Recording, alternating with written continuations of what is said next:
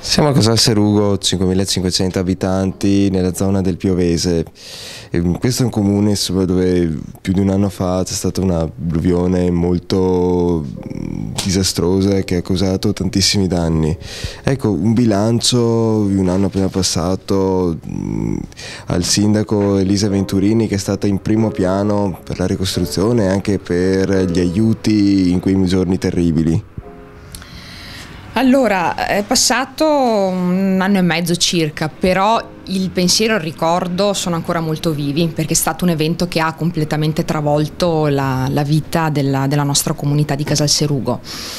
È stato un evento anche difficile da affrontare, perché un comune ha poche risorse obiettivamente in termini di personale, in termini economici, per poter fronteggiare e dare delle risposte adeguate ad un'emergenza di questa entità, che obiettivamente richiedeva un intervento da parte di Regione e di Stato per poter appunto fronteggiarla.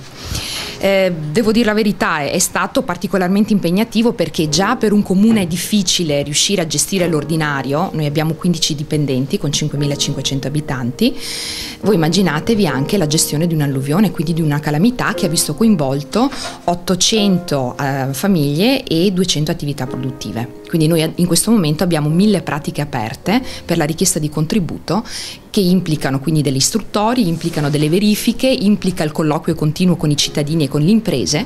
e diventa veramente gravoso e impegnativo questo compito di gestire non solo l'alluvione ma il post-alluvione.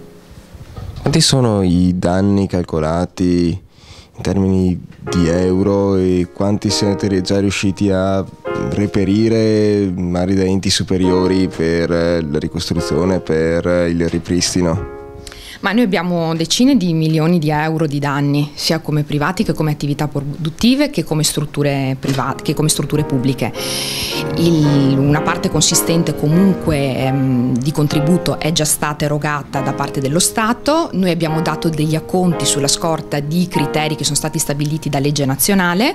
e adesso siamo nella fase della verifica dei lavori che sono stati fatti per il ripristino da parte dei privati e delle attività produttive, e quindi procederemo e stiamo già procedendo per il saldo finale. Quindi tutto sommato, nonostante la calamità che ha un'entità notevole, nonostante le poche risorse a disposizione, noi abbiamo veramente dato anima e corpo per riuscire a dare delle risposte considerando i termini fissati dalla legge. Quindi nel giro di breve tempo abbiamo raccolto le varie richieste dei cittadini, stiamo facendo l'istruttoria delle pratiche, stiamo facendo gli accertamenti e stiamo già iniziando anche con i saldi. Cittadini, ritiene che abbiano visto la vostra vicinanza a loro? Ma io penso che il cittadino si sia reso conto che il sindaco, ma poi l'istituzione comunale in sé, sia quella più vicina tra tutte al cittadino, perché io mi ricordo i primi 2 mesi da quando è successa l'alluvione, io li ho passati tutti i giorni qui in comune, dal lunedì alla domenica, e il cittadino veniva sempre qui e trovava sempre il comune aperto, nel primo mese addirittura anche la notte, perché eravamo sempre qui proprio per riuscire a dare delle risposte.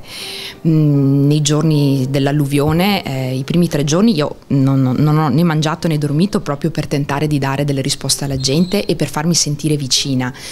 Infatti quello che io tentavo di fare era di raggiungere tutti i luoghi del comune dove potevo arrivare, perché in alcuni si accedeva solo con la barca e le barche ce le avevano solamente i vigili del fuoco, e quindi dove potevo arrivare io con la protezione civile arrivavo, se non altro per rendermi conto di com'era la situazione e per riuscire a dare anche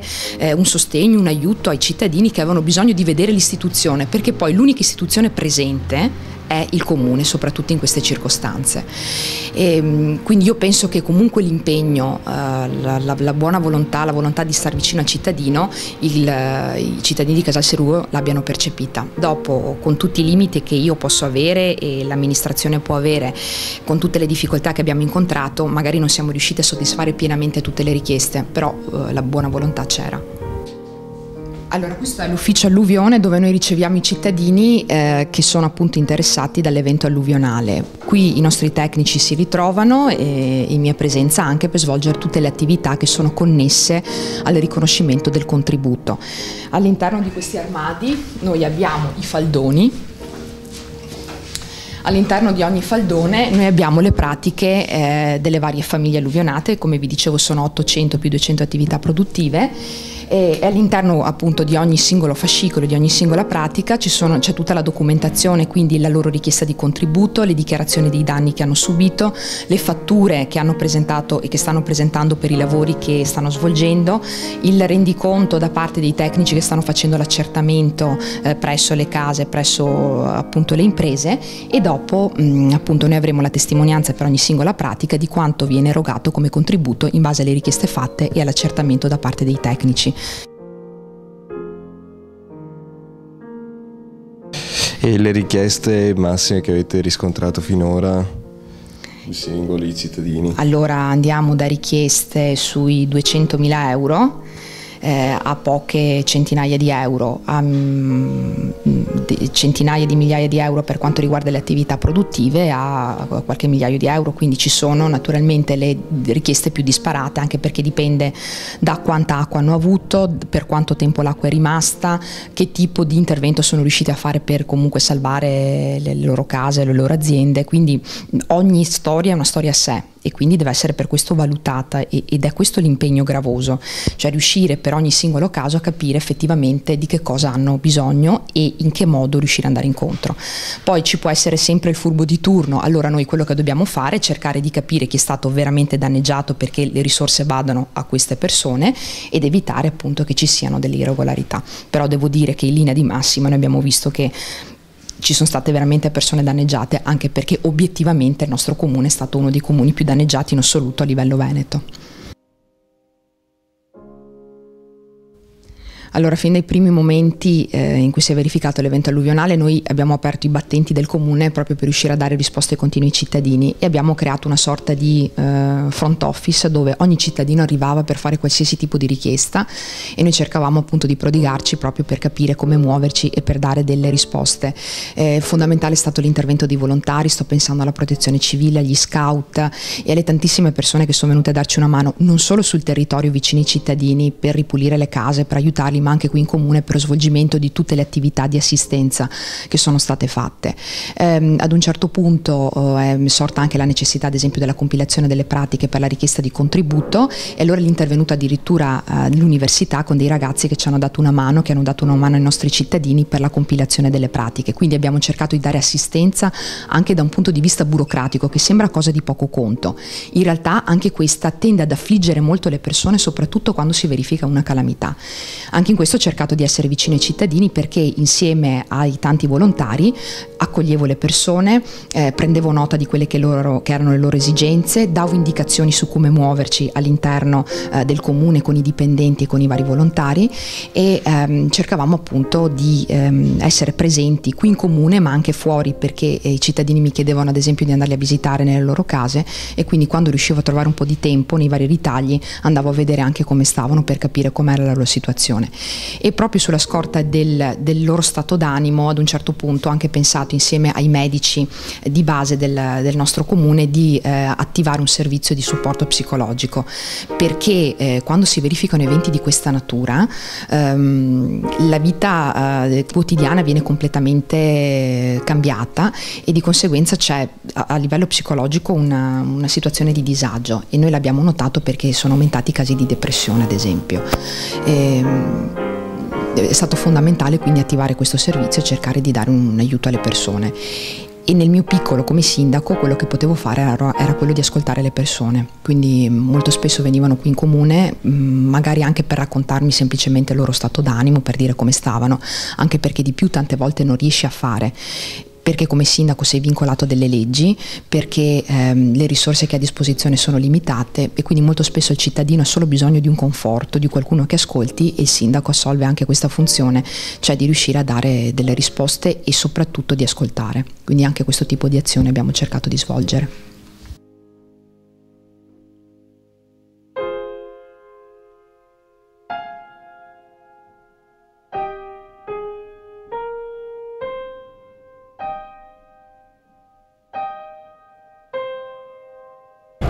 Adesso ci stiamo sempre più avvicinando alla rotta arginale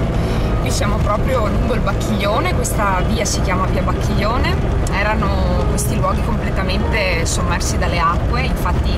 tutta la campagna che adesso si vede e le case erano completamente sotto acqua, ce n'era tantissima, sembrava di essere in una laguna.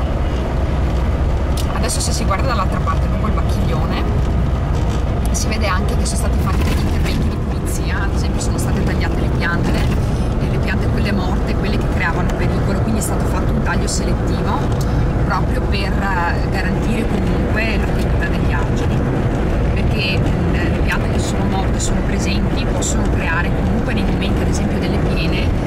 possono essere motivo comunque di pericolo o fare ostruzione per il deflusso delle acque.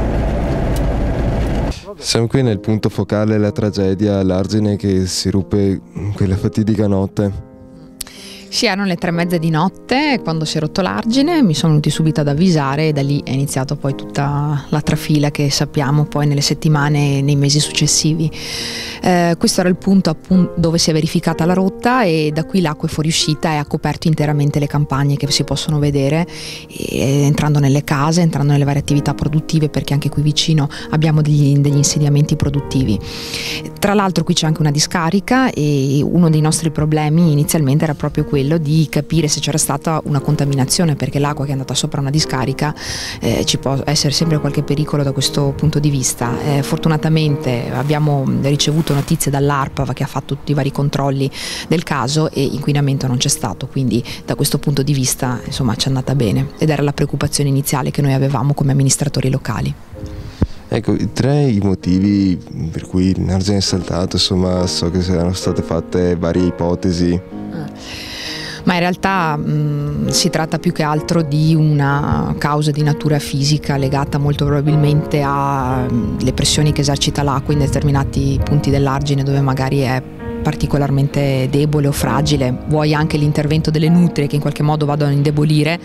e vuoi la poca anche manutenzione, perché ormai è da decenni che i corsi dei fiumi sono abbandonati a loro stessi perché non vengono destinate risorse sufficienti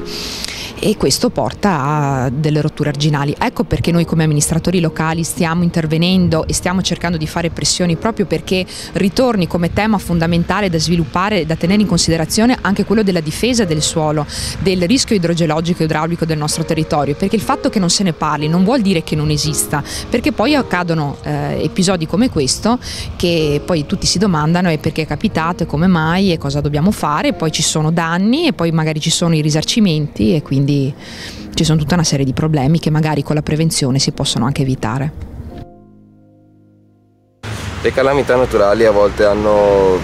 le conseguenze di rendere più unita la comunità, è stato così anche per Casal Serugo? Questo sicuramente, soprattutto all'inizio, quando si è verificato l'evento, tra vicini di casa, tra parenti, anche con persone comunque sconosciute che venivano a dare una mano nel nostro comune, si è creato veramente uno spirito di collaborazione e di vicinanza ed è la stessa calamità naturale che induce ad assumere questi atteggiamenti comunque molto collaborativi. E io l'ho visto perché veramente le persone davano dimostrazione di aiutarsi e di cercare di superare l'evento. Noi adesso speriamo che per il futuro veramente non accadano più eventi di questa natura, perché portano talmente uno stravolgimento della vita quotidiana che poi riprendere è veramente tanto faticoso per la vita individuale delle persone ma per la stessa vita dell'ente, senza considerare l'aspetto economico. Noi adesso stiamo veramente come comuni alluvionati facendo molte pressioni perché vengano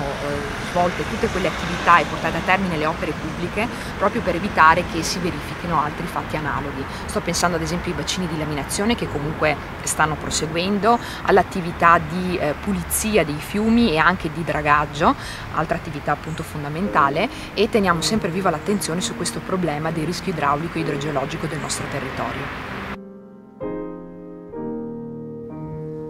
Ma quello che mi sento di dire